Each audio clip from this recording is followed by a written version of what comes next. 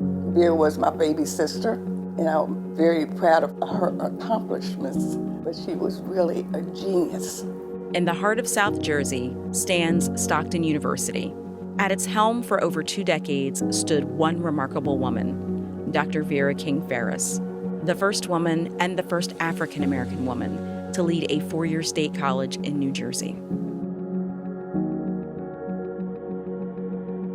Vera was a real trailblazer. She was a pioneer.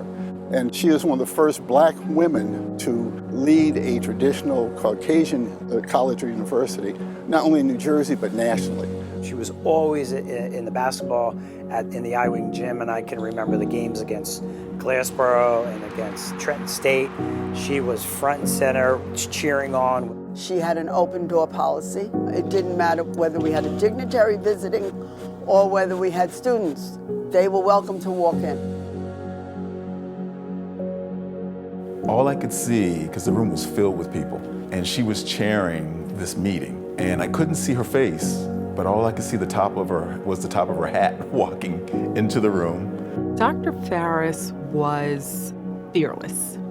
She changed the way Denny's did business.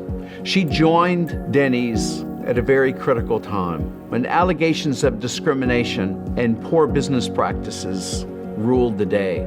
And I really can't put it into words. She was an awesome woman. And one of my dear mentors and colleagues said, you need to go over to the classroom. They're interviewing a candidate for president, and she's a black woman. We had access to our leaders. And Dr. Farris would walk down the hallway and greet everyone and really stop to see how we were doing. And I think that to me is the sign of a leader. Besides the main road having her name, I would contend that everything here has her name on it in one way, shape, or form.